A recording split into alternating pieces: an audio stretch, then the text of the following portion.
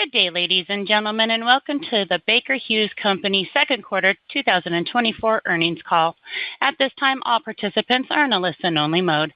Later, we will conduct a question-and-answer session, and instructions will follow at that time. As a reminder, this conference is being recorded.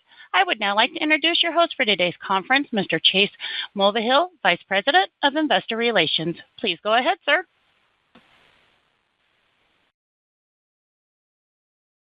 Thank you. Good morning, everyone, and welcome to Baker Hughes' second quarter earnings conference call. Here with me are our Chairman and CEO, Lorenzo Simonelli, and our CFO, Nancy Buese. The earnings release we issued yesterday evening can be found on our website at bakerhughes.com.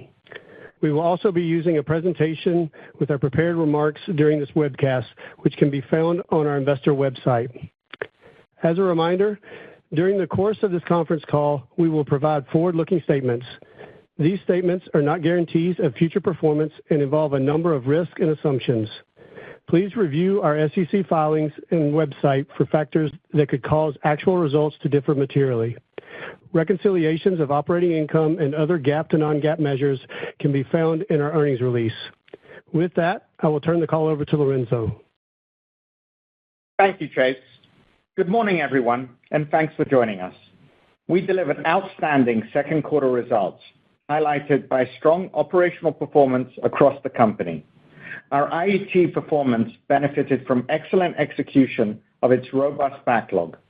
In OFSE, results were supported by a solid seasonal recovery in the Eastern Hemisphere, portfolio resilience in North America, and added success in driving enhanced cost efficiencies across the business. We continue to improve our operational consistency, as this marks the sixth consecutive quarter of meeting or exceeding the midpoint of our quarterly EBITDA guidance. As highlighted on slide 4, we had another strong quarter for orders. This is particularly evident in IET, where we booked $3.5 billion during the quarter, including a large Sonatrach award for gas boosting in Algeria's Hassi R'Mel gas field. This marks the highest level of non-LNG equipment quarterly bookings in the company's history, and again underscores the breadth and versatility of our IET portfolio. We also secured 2 major offshore topside contracts to provide power generation systems for innovative all-electric FPSO units, which will be installed offshore in Latin America. These awards further build on IET's positive momentum in the offshore market. On the digital front, Baker Hughes secured a multi-million-dollar global frame agreement with BP, covering all of their upstream and downstream assets. This provides an enterprise subscription for Cordant Asset Health, enabling BP to deliver reliable, efficient condition monitoring and supporting its digital optimization strategy. We also saw continued traction in our gas tech services business, looking to backlog 3 multi-year service awards that totaled $500 million. This included a 25-year service agreement to support a customer's offshore operations in Latin America. Our services backlog uniquely differentiates Baker Hughes, adding recurring long-term and profitable revenue streams. In the new energy, we continue to see solid order momentum. We booked record new energy orders of $445 million during the quarter, taking year-to-date orders to $684 million, and already approaching the $750 million we booked in 2023. Considering this strong first-half performance, we are trending toward the high end of this year's new energy guidance range of $800 million to $1 billion. This is another reflection of our technology differentiation and the versatility of our portfolio to provide new energy customers with innovative solutions. In Asia Pacific, we secured a major gas tech and climate tech solutions contract to supply electric-driven compression and power generation to a global energy operator. This will enhance gas operations and power CO2 capture to reduce the carbon intensity at the customer's LNG facility. We also continue to build on our strategic collaboration with Air Products, In the second quarter, CTS was awarded a contract for CO2 and hydrogen compressors, as well as pumps for one of Air Products' hydrogen projects in North America. In Germany, CTS also secured an award to provide Has Uni Deutschland with zero-emission integrated compressors, providing increased compression capacity to handle the large volumes of gas entering the network from new LNG regasification terminals. In July, we signed a long-term agreement to be a preferred equipment and service supplier for Wabash Valley Resources' ammonia and carbon sequestration plant in Indiana. The project will capture and sequester 1.6 MTPA of CO2, making it one of the largest carbon sequestration projects in the U.S. Importantly, the EPA issued Wabash Class 6 permits in January of this year. Once this project is FID, we have the potential to book a wide range of orders that could span across both OFSE and IET. These include compression, pumps, valves, digital hardware and software, and Nova LT turbines in IET, and sequestration analysis, CO2 flexible pipe, well construction, and surface and subsurface monitoring in OFSE. This is one example of how we realize synergies between IET and OFSE, a theme we believe will become a common thread for new energy projects at Baker Hughes. In OFSE, we received another significant Petrobras award for workover and plug and abandonment services in pre-salt and post-salt fields offshore Brazil. The multi-year project will leverage Baker Hughes' integrated solutions portfolio to optimize performance for Petrobras. Turning to our operational performance, we delivered strong second quarter results, highlighted by 46% year-over-year EPS growth and 25% increase in EBITDA. Importantly, we again exceeded our EBITDA margin guidance, driven by outstanding execution and continued cost productivity improvements across the company. Our efforts to structurally change the way we operate are evident in our margin performance. Overall, EBITDA margins increased almost 150 basis points year-over-year to 15.8%. In OFSE, margins came in above our guidance, driven by strong performance in SSPS and the acceleration of our cost optimization initiatives announced earlier this year. Notably, OFSE's year-over-year incremental margins were approximately 60%, highlighting the team's persistent focus on cost productivity. In IET, margins also exceeded our guidance. Gas Tech Equipment posted another strong quarter, with margins significantly increasing from the same period last year as we convert higher margin backlog. In addition, Industrial Products and Solutions benefited from higher volumes and improved supply chain efficiency, with both contributing to IET's better margin performance. Turning to the macro view on slide 5. On the back of softer global demand and continued economic uncertainty, oil prices experienced some volatility during the second quarter. Yet, Brent prices still averaged $85 per barrel, with support from the extension of OPEC Plus production cuts, rising geopolitical risks, and firming oil demand in June. The trajectory of global economic activity, the persistence of inflation, and geopolitical risks will be key factors in determining the oil price path for the remainder of this year. Next year, the pace of OPEC Plus barrels returning to the market will likely be the major determinant of oil prices. Our global upstream spending outlook for the year is revised slightly lower due to North American softness. In North America, we previously expected the market to decline in the low to mid-single digit range compared to last year. Due to lower than expected first half rig activity and tempered second half expectations, we now expect year-over-year declines in North America spending to be down in the mid-single digits. With our Gulf of Mexico exposure, which is expected to demonstrate another year of solid growth, and our portfolio mix that is more tied to production, we believe that our North American revenues will outperform the market. Across international markets, we maintain our expectations for high single-digit growth compared to last year.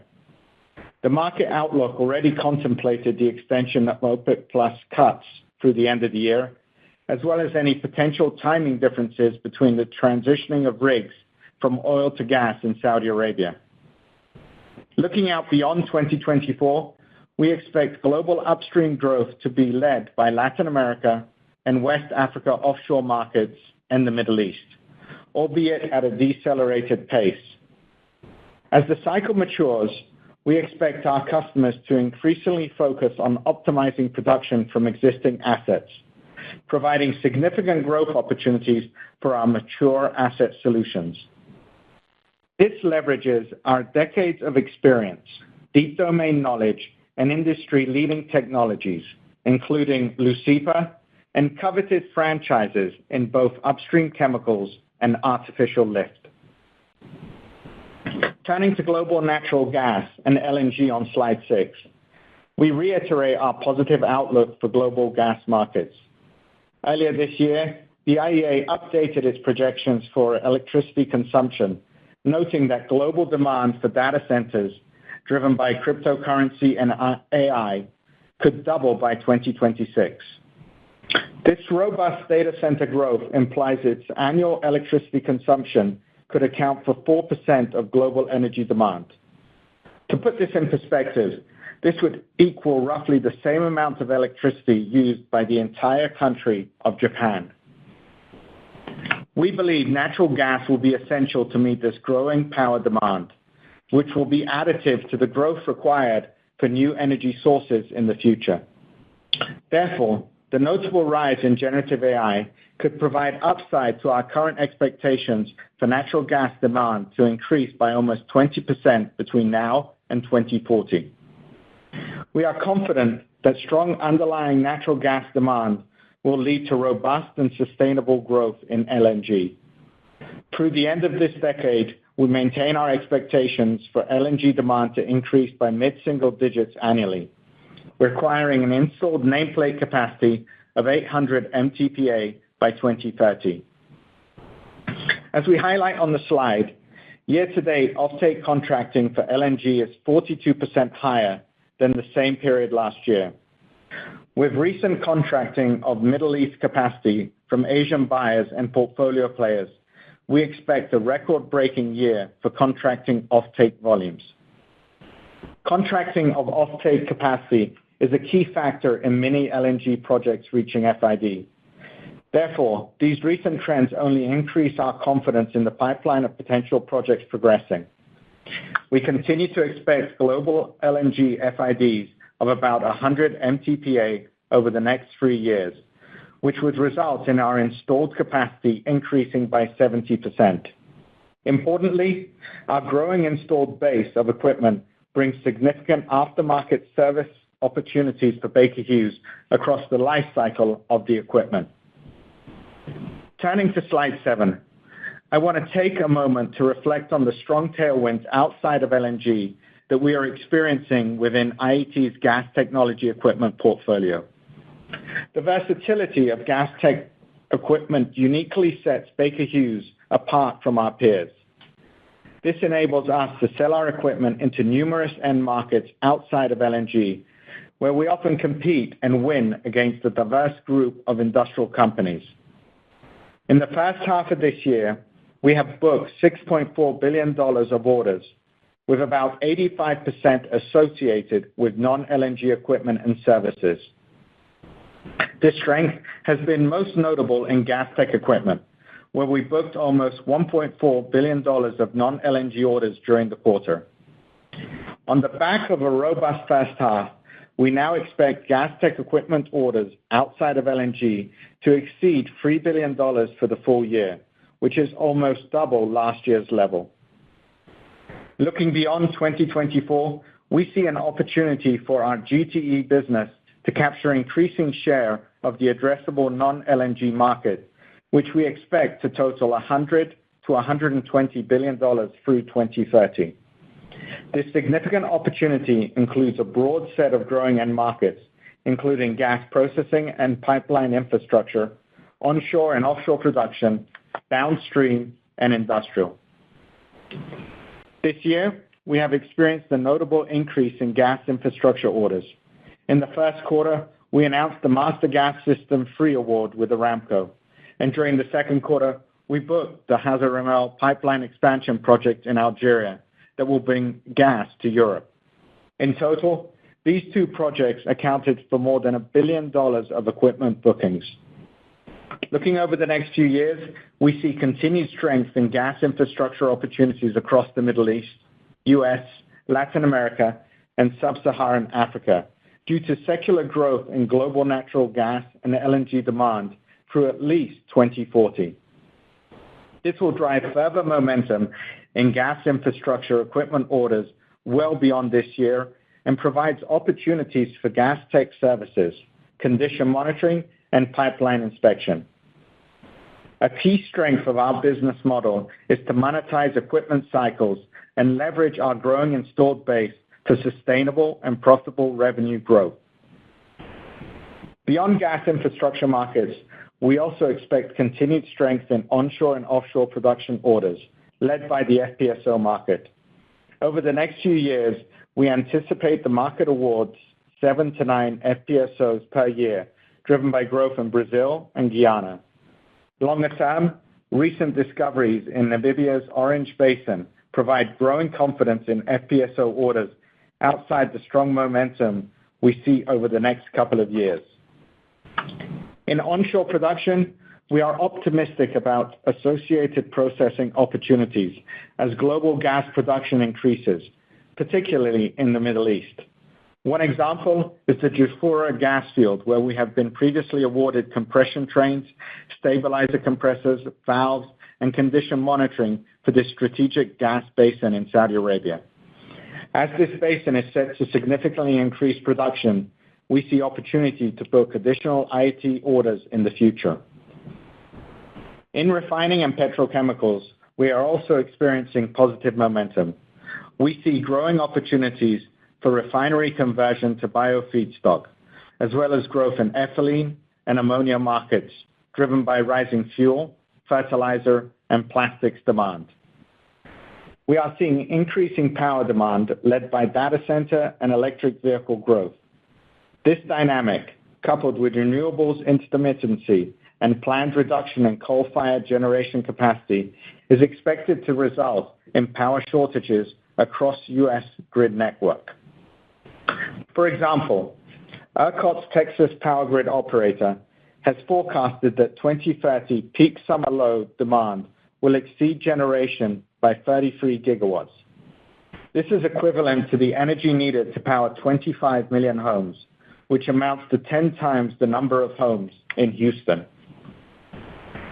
Due to these grid reliabilities and availability concerns, we are experiencing increased interest in our turbomachinery technology for behind-the-meter and off-grid solutions across data centers, transportation sectors such as airports and seaports, and oil and gas markets.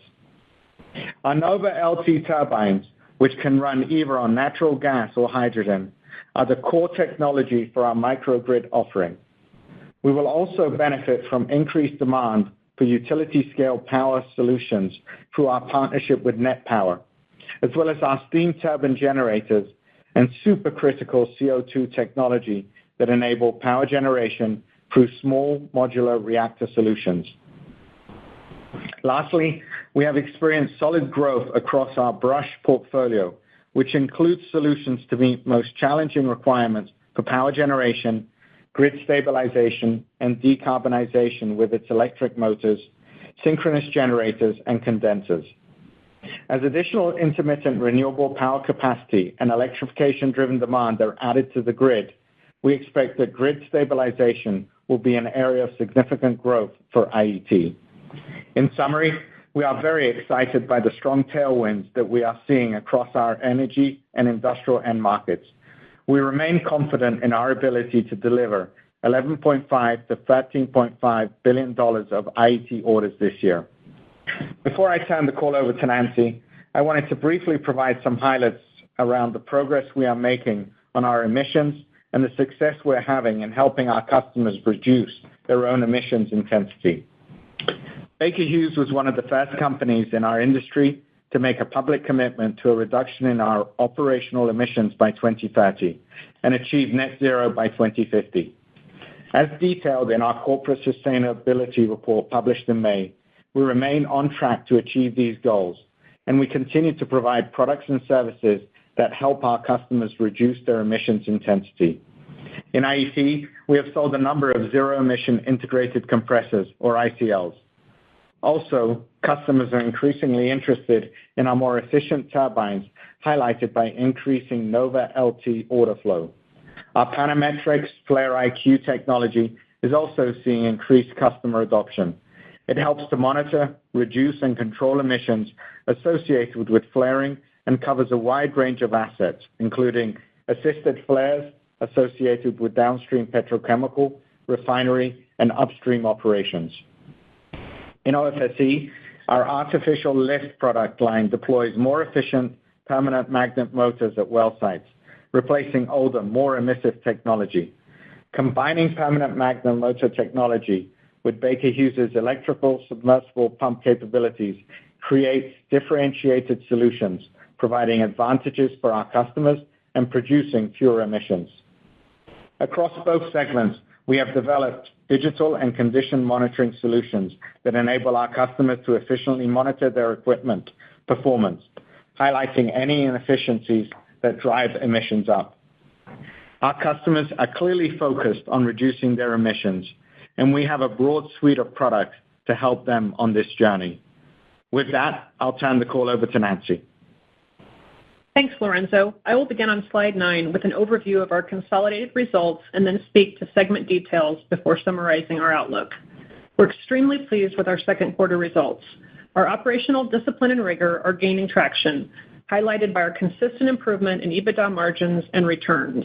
In just 2 years, our margins are up almost 300 basis points, a credit to our team's dedication and hard work. We're pleased with the strong margin performance in both OFSE and IET, resulting in adjusted EBITDA of $1.13 billion, a 25% year-over-year increase. This was driven by strong backlog conversion in both SSPS and IET, effective management of our aeroderivative supply chain tightness and gas tech services, and realization of efficiency gains and productivity improvements across the business. GAAP operating income was $833 million. Adjusted operating income was $847 million. GAAP diluted earnings per share were 58 cents. Excluding adjusting items, earnings per share were 57 cents, an increase of 46% compared to the same quarter last year. Our continued discipline resulted in corporate costs for the quarter of $83 million, down more than 20% since our transformation effort began in 2022, a testament to our multi-year focus on driving productivity and efficiency gains. Our adjusted tax rate was down slightly year-over-year to approximately 30% as we continue to execute our tax optimization program. We have line of sight to additional tax rate improvement opportunities and will execute on these in the coming quarters. As Lorenzo mentioned, we had another quarter of strong order momentum, with total company orders of $7.5 billion, including $3.5 billion from IET. The diversity of IET's end markets continue to support a healthy order book, which was led by the Hassi R'Mel gas pipeline boosting project and 2 FPSO awards booked during the quarter. Alongside a strong order book, IET RPO ended the quarter at $30.2 billion, up 10% year-over-year and setting a new record for the company, as IET RPO is now up 50% over the last 5 years. In OFSE, RPO remained at a healthy $3.3 billion. Free cash flow came in at $106 million for the quarter, bringing our first half total to $608 million. As we previously highlighted, we expect free cash flow to be more weighted towards the back half of the year. For the full year, we continue to target free cash flow conversion of 45 to 50%. Turning to slide 10, our balance sheet remains strong as we ended the second quarter with cash of $2.3 billion, net debt to EBITDA ratio of 0.9 times, and liquidity of $5.3 billion. Let's turn to capital allocation on slide 11. In the second quarter, we returned $375 million to shareholders. This included $209 million of dividends and $166 million of shares repurchased during the second quarter. In total, for the first half of the year, we have returned $743 million to investors. For the full year, we remain committed to returning 60 to 80% of free cash flow to shareholders. Our primary focus is to continue growing our dividend with increases aligned with the structural growth in the company's earnings power. We will continue to utilize buybacks to reach the target range, and we remain opportunistic. Now I will walk you through the business segment results in more detail and provide our outlook, starting with Industrial and Energy Technology on slide 12. For the second consecutive quarter, IET outperformed our EBITDA guidance, mostly attributed to excellent conversion of gas tech equipment backlog that drove revenue and margin upside. IET orders were strong at $3.5 billion, with non-LNG gas tech equipment accounting for 97% of the total. Year to date, we've now booked $6.4 billion of IET orders, and we remain on track to achieve our guidance range $11.5 billion to $13.5 billion.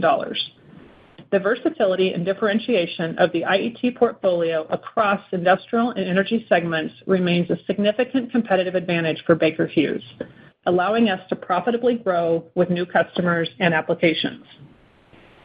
CTS orders were $392 million in the second quarter, led by solid order activity in both carbon capture and hydrogen-related projects. This puts CTS orders for the first half of 2024 at $585 million, supporting robust year-to-date new energy orders of $684 million.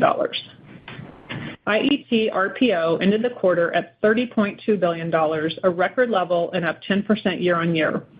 This level of backlog provides exceptional revenue and earnings visibility over the coming years. As we execute our robust equipment backlog, this will significantly increase our installed base, which will then drive structural growth in our aftermarket service business well beyond 2030. Turning to slide 13. IET revenue for the quarter was $3.1 billion, up 28% versus the prior year, led by a 59% increase in gas tech equipment revenues as we continue to execute our record levels of backlog. We also experienced outstanding performance in Cordant. Gas tech services revenues progressed in line with expectations, increasing 5% versus the prior year. IET EBITDA was $497 million, up 37% year-over-year. EBITDA margin increased about 100 basis points year-over-year to 15.9%.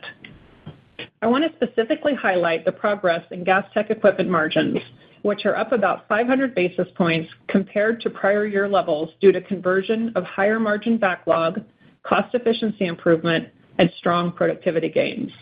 We also continue to see good margin expansion in our industrial tech business, led by Cordant, where we are benefiting from the improved output due to process enhancements and a return to normalization of our supply chain. Now turning to oilfield services and equipment on slide 14. The segment maintained its strong margin trajectory, keeping us on track to achieve our 20% margin target for next year. This is a testament to the work the OFSE team has done to drive cost efficiencies and maintain commercial discipline as they remain focused on profitable growth. Continued strength in flexibles helped to drive SSPS orders of $888 million, up 40% on a sequential basis. We expect the offshore market to remain strong and anticipate an increased order contribution from subsea tree awards in the second half of the year. OFSE revenue in the quarter was $4 billion, up 6% quarter-over-quarter. International revenue was up 7% sequentially. We experienced continued growth across all Middle Eastern markets and a strong seasonal recovery in the North Sea, where rigs returned from maintenance following the prior quarter's delays. In Latin America, we continue to experience rig reactivation delays in Mexico. In North America, 3% sequential growth was entirely attributed to the Gulf of Mexico, where a sharp increase in project-related activities benefited results. North America land revenues remain relatively stable compared to first quarter, outperforming the decline in rig activity due to our weighting towards production businesses. OFSE EBITDA in the quarter was $716 million, up 13% year-over-year. This was led by solid performance on both revenues and margins. OFSE EBITDA margin rate was 17.8%, increasing 144 basis points year-over-year. This strong margin improvement was led by cost efficiency and productivity enhancements that we've been executing across the business. We are particularly pleased with the continued improvement in SSPS margin performance, which is now approaching low teens.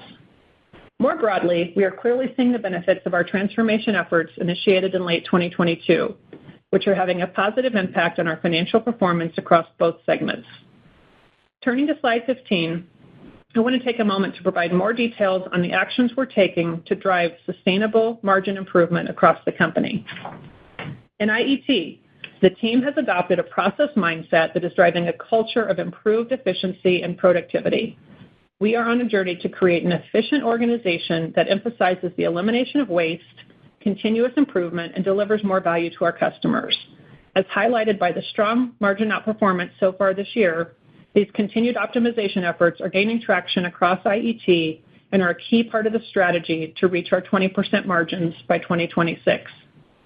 In OFSE, we're focusing on improving our cost competitiveness and enhancing our execution.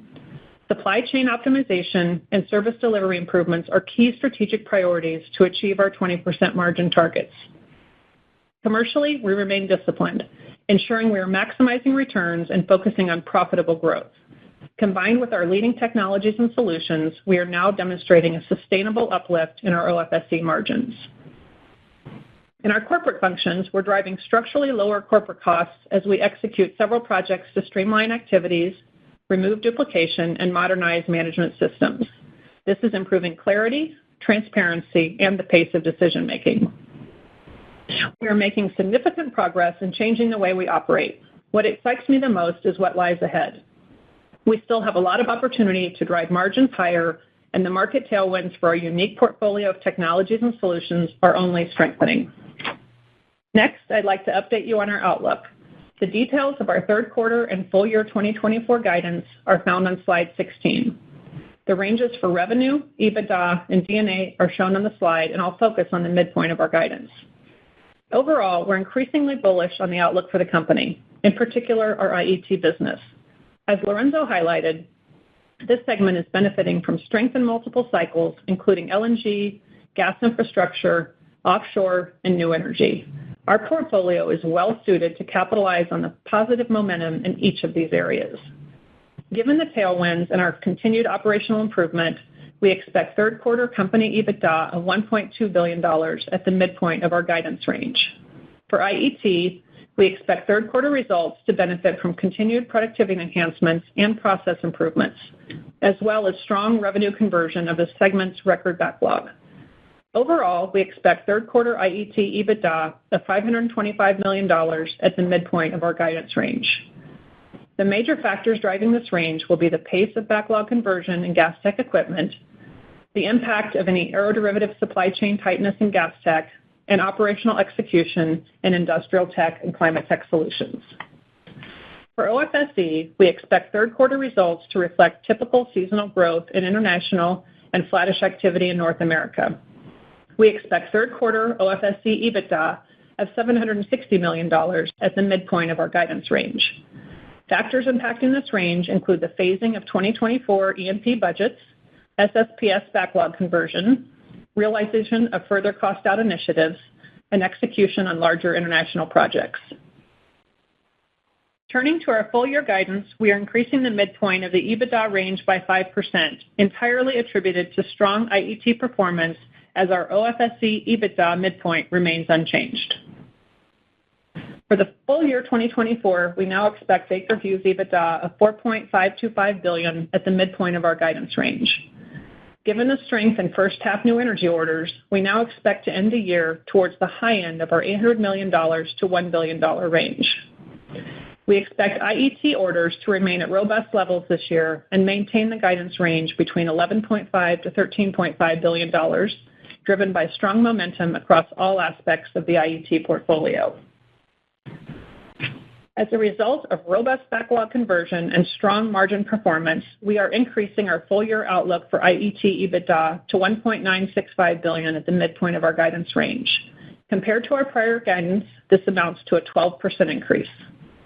For OFSE, we maintain our EBITDA midpoint at $2.9 billion for our guidance range as we expect margin upside to offset lower revenue expectations in North America. In summary, for Baker Hughes, we now expect the company to generate at least 20% EBITDA growth for the second consecutive year. We remain focused on execution, driving further operational improvements, and capitalizing on market tailwinds with our differentiated portfolio of products and services. Overall, we are very pleased with the progress demonstrated by our second quarter results. The structural changes we are making to the business are increasingly visible in our financial performance and provide a clear path to our upgraded guidance range. We are intensely focused on driving sustainable margin improvements and remain on track to deliver 20% EBITDA margins in OFSE and IET. We are excited about the continued improvement of our business and about the future of Baker Hughes. I'll turn the call back to Lorenzo. Thank you, Nancy. Turning to slide 18, we are exceptionally proud of the progress we have demonstrated on the margin front. EBITDA margins are expected to be in the high teens range during the second half of this year, and 2024 is anticipated to produce Baker Hughes' highest margin rate. Our transformation efforts are clearly driving structural improvement in underlying margins. Our progress is clear, and we are confident in our plan to achieve 20% margins for OFSE in 2025 and IET in 2026.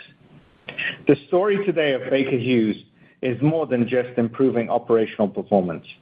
As I highlighted earlier, we have growth tailwinds in IET that span across multiple end markets, including gas infrastructure, LNG, FPSOs, distributed power, and new energy.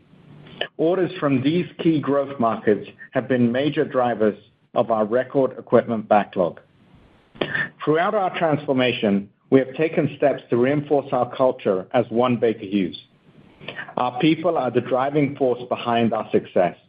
We put people first and take energy forward. I'd like to conclude by thanking the Baker Hughes team for yet again delivering very strong operating results. It's a testament to the strength of our people, the culture we're building, the portfolio we have created, and the value of the Baker Hughes enterprise. With that, I'll turn the call back over to Chase. Thanks, Lorenzo. Operator, let's open the call for questions. Thank you. To ask a question, please press star 11 on your telephone and wait for your name to be announced. To withdraw your question, please press star 11 again. We ask that you please limit yourself to one question and one related follow-up. Please stand by while we compile our Q&A roster.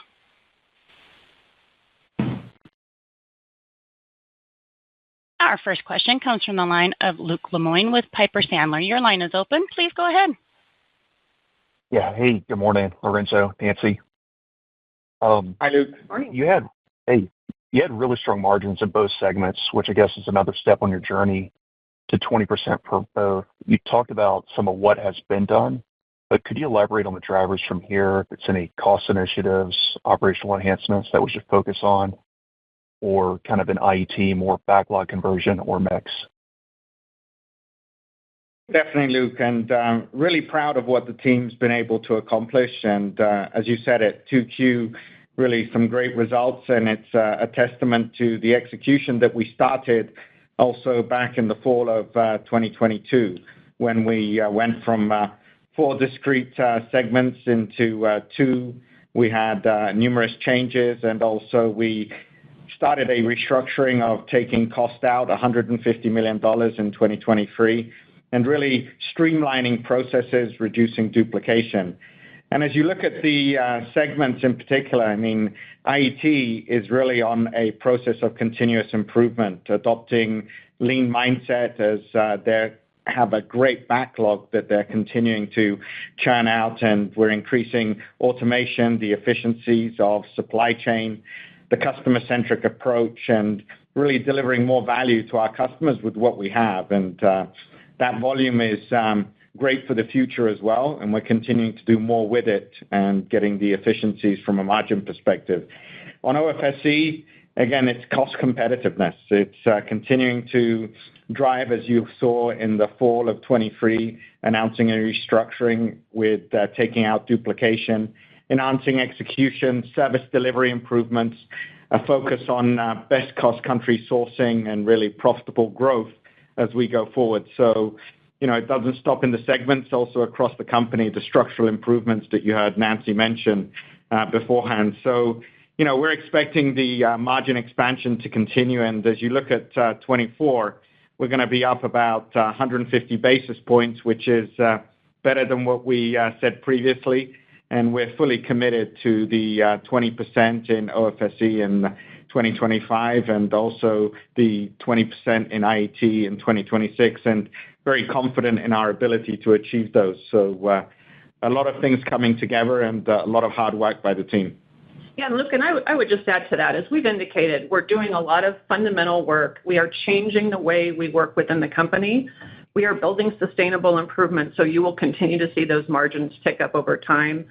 But just to be clear, this is the hard work from thousands of employees across the globe, and every little bit matters. And so we're really seeing the margin improvements from many, many things. There's key drivers, but it's a great effort and a testament to all the work the teams are doing across the company. Okay, and this is somewhat related, Nancy, but you raised your EBITDA guidance by 5% this year, and we saw some of the segment detail in the slide deck. But could you walk through some of the drivers that's pushing this higher? I mean, I know some's probably the margin expansion here, but anything else that's noteworthy? Yeah. From an IET perspective, that was really the driver of the increase to guidance. So we raised the midpoint by about 12%. That's the second consecutive year of significant record EBITDA for the segment. And it was really driven by stronger revenue expectations and an upgrade in margins. And so we believe that IET revenues will increase by about 20% this year, which is 8% above our prior guidance. That's really driven by GTE and Industrial Solutions. Those are the drivers in the margin upside. And then revenue comes on the back of stronger backlog conversion, Industrial Solutions on the heels of Cordant. So great improvements there. And on the margin side, we were expecting 2024 IET margins of 16.2%, which is about 120 basis points ahead of last year and a 70 basis points upgrade versus our prior outlook. So really starting to see great margin improvement on the IET side. And those are just outperforming where we originally thought we'd be. So on the GTE side, that's that higher margin backlog that we've spoken about, stronger pull-through, and then the cost efficiencies really starting to come through. And in Industrial Solutions, that's around supply chain optimization and higher volumes as well. And I would note that OFSE remains unchanged, so still strong from what we had indicated earlier in the year. But overall, we're very happy with where we are today, and our technology differentiation, our portfolio versatility is really driving performance, and that's what we've indicated. And I would also say is that we're really seeing sustainable improvements that we expect to extend for quite some time. And I would also note that with the backlog that we have and the growth in the equipment base, you're going to see even more gas tech services growth opportunities over the longer term with these backlog levels. So that's really the driver for the guidance increase. Okay, got it. Thanks very much. Thank you. And one moment as we move to our next question. And our next question is going to come from the line of David Anderson with Barclays. Your line is open. Please go ahead. Hi, good morning, Lorenzo and Nancy. Hey, Dave. So I want to follow on with Nancy was just talking about, and that was on the services side of gas tech. So you had another big quarter in orders. IET backlog hit another record level, up quite a bit over the last 5 years. So how is that installed base translating to gas tech equipment services side of the business? Given the backlog and the installed base, what does this mean for kind of the growth of the next few years? You did 13% sequentially this quarter, a bit higher than we were modeling. So are we at a point now where we can start thinking about this as a mid-teens growth annually? Is that a reasonable expectation from here? A lot going on with maintenance and replacement cycles, so it's kind of hard for us to model that. Thanks. So, Dave, as you said, it's an impressive growth rate. And over the course of the last 5 years, again, a 50% growth in the RPO. And, I think that's a testament to the portfolio that we have of equipment that goes into critical areas, and it's a key differentiator. We're not just in one aspect of an industry or market. We can cut across many.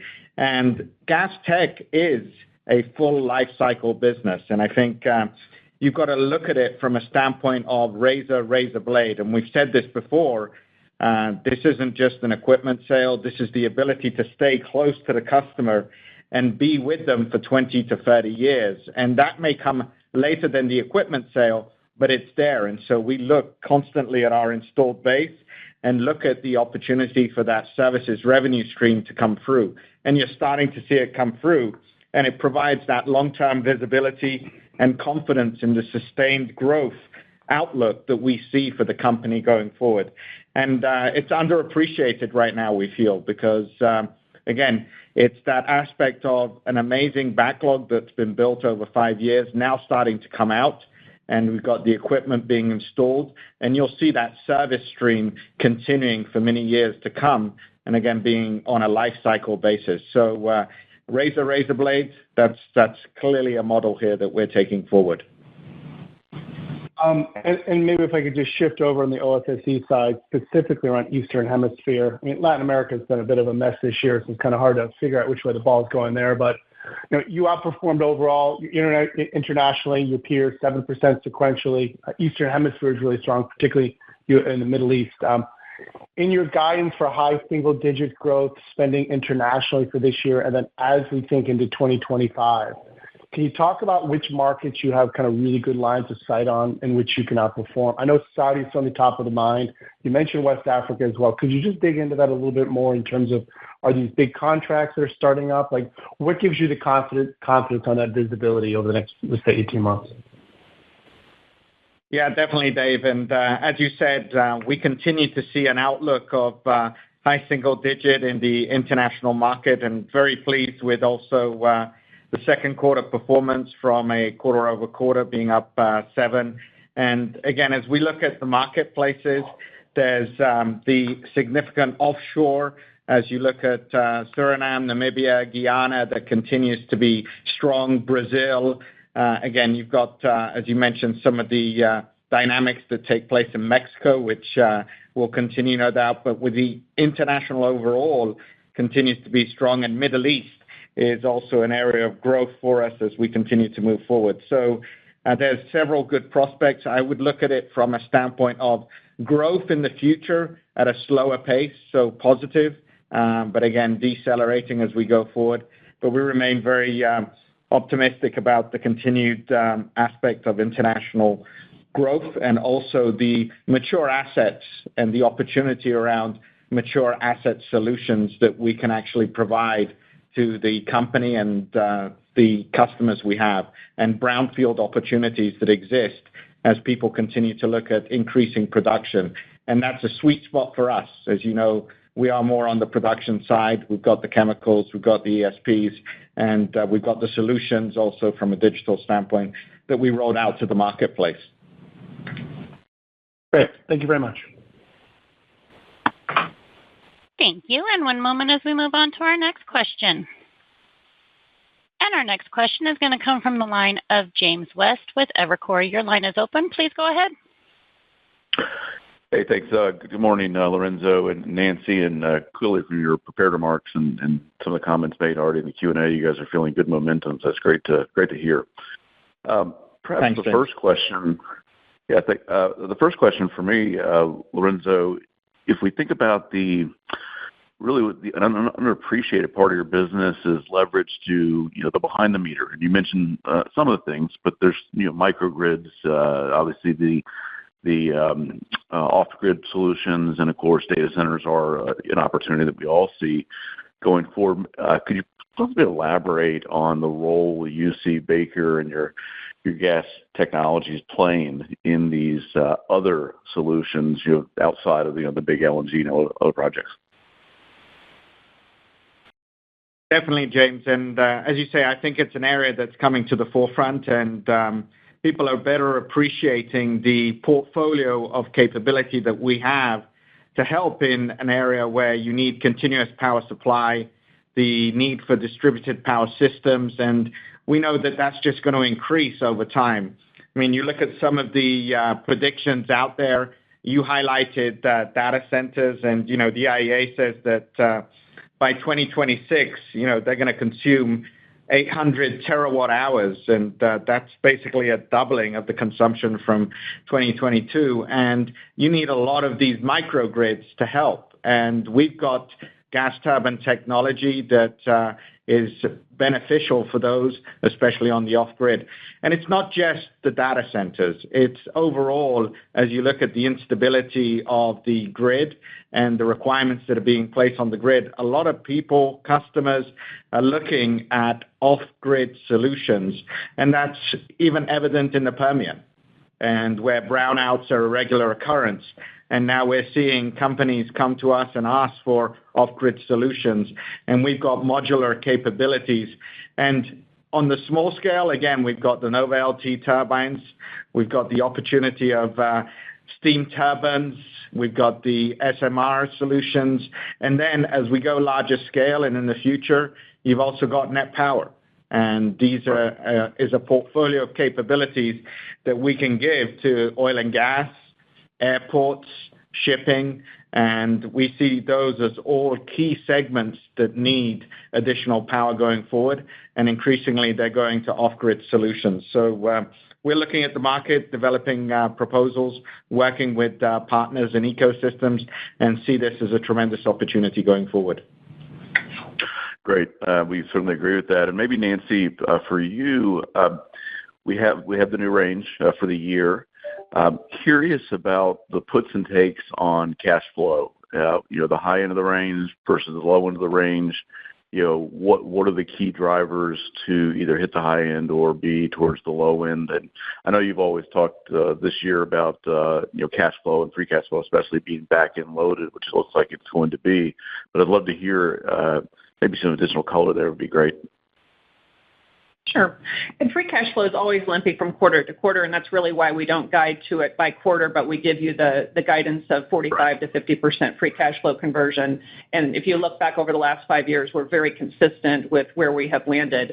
And remember also that Q1 really outperformed. And so I would say what you've seen for first half of the year is exactly what we would have anticipated, and we're pleased with that. And as you mentioned, second half free cash flow is always stronger, and that's what we're anticipating again this year.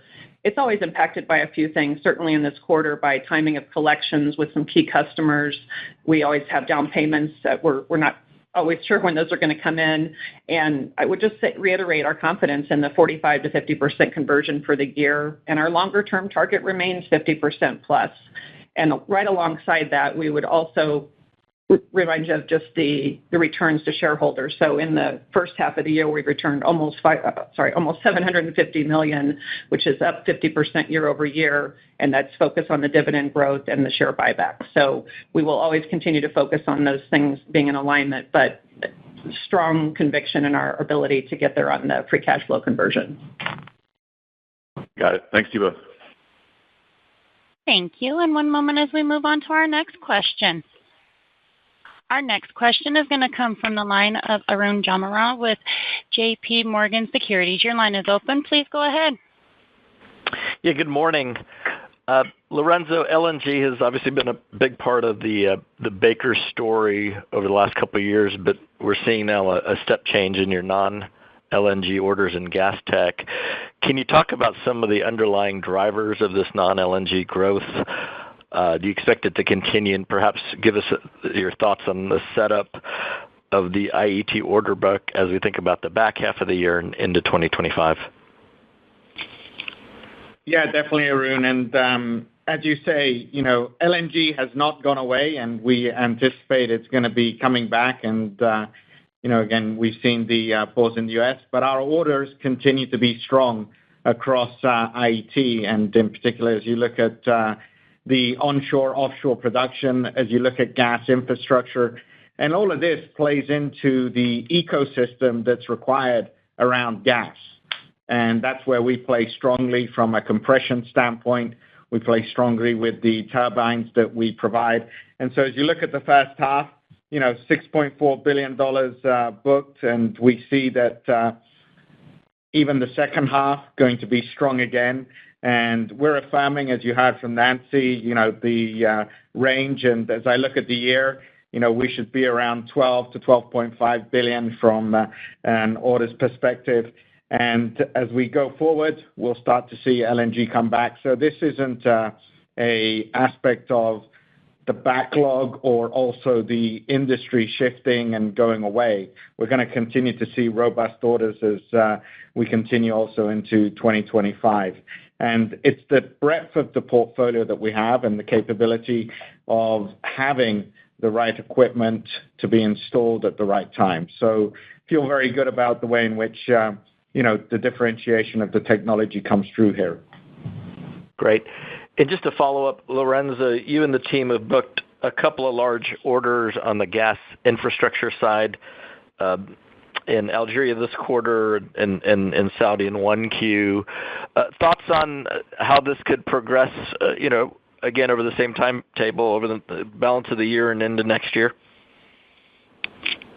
Gary, we've often said, it's the age of gas, and this is the time for natural gas. It's a plentiful resource.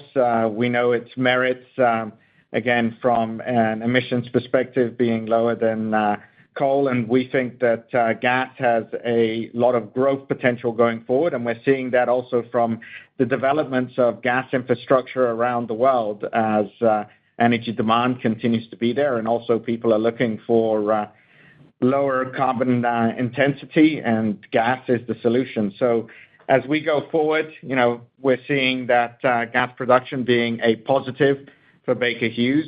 You mentioned and highlighted the Master Gas System 3 that was booked earlier this year. Again, there are going to be other Master Gas Systems required. You mentioned also Algeria, Hassi R'Mel. There's going to be other countries that need that same gas infrastructure. I talk to customers as I go around the world, there's a common theme around gas infrastructure being needed, and we're going to have that opportunity to leverage our portfolio into that marketplace. Thanks, Lorenzo. Thank you. And one moment as we move on to our next question. And our next question is going to come from the line of Stephen Gengaro with Stifel. Your line is open. Please go ahead. Thanks, and good morning, everybody. Hi, Stephen. So you've given us a lot of good detail around 2024, and I was curious, as we look into next year, given the IET backlog at record levels and what appears to be international oilfield service strength continuing, can you give us some thoughts on sort of the pluses and minuses we should be thinking about heading into 25? Yeah, I'd say, Stephen, it's a little early to provide full detail, and obviously it's something that we continue to monitor. As we think about it at a macro level, more of the same. And as you think about Baker Hughes continuing to grow positively and also focused on the margin trajectory that we've laid out. As you think about it from an OFSE perspective, again, we've got the focus on the 20% EBITDA margins.